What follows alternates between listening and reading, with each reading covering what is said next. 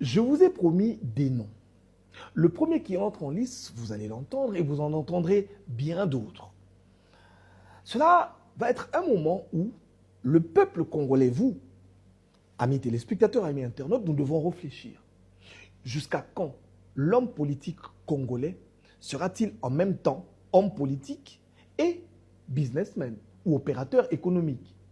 Parce que là, il y a justement ce qu'on appelle un conflit d'intérêts. Tous ces hommes politiques qui sont plongés dans les mines, tous ces hommes politiques qui négocient des contrats miniers, tous ces hommes politiques comme celui que vous connaissez, comme ceux que vous connaissez, comme Corneille Nangaa, qui n'a pas honte de le dire, il le dit, corché à la belle étoile, que je suis en train de faire la guerre à cause d'une concession minière ou d'un contrat minier que Tshisekedi m'aurait confisqué. Ce n'est pas moi qui le dis. Maintenant, nous devons discuter, nous devons réfléchir, chers Congolais, sur la probité morale de nos ministres, sur la probité morale de nos hommes politiques. Quand un homme politique n'est pas assez sincère, juste pour prendre de l'argent qu'on lui a donné pour donner à une autre personne, que fera-t-il des missions, l'argent des missions, ou des dossiers, ou encore des contrats qu'on lui apporte? Comment fait-on pour nommer les ministres? Comment faites-vous pour nommer ce type de personnes? Est-ce que ce sont les partis politiques qui vous imposent? Ou est-ce que les services de renseignement n'existent pas dans ce pays? Parce qu'aujourd'hui, les Congolais sont en train de mourir. Parce qu'il y a un homme nommé José Mpanda qui a détourné l'argent de Corneille Nangaa.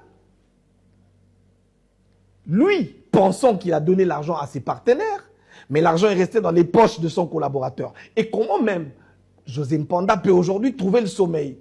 Parce qu'il sait que, ce n'est pas moi qui vais le lui apprendre, que l'argent qu'il a mis dans sa poche, l'argent peut-être avec lequel il a nourri sa femme et ses enfants, appartient à Corneille Nangaa qui aujourd'hui fait la guerre à la République démocratique du Congo.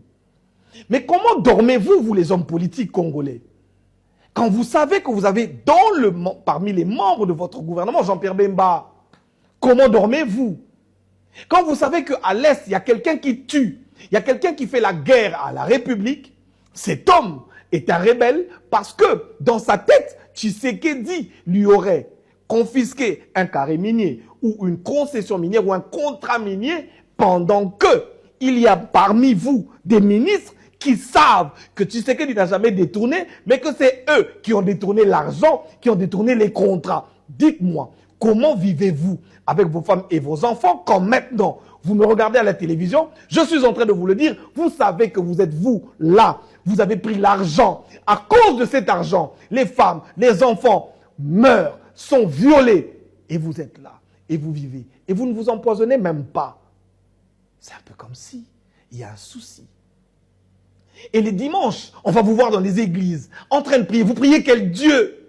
Êtes-vous des satanistes ou êtes-vous des hommes normaux?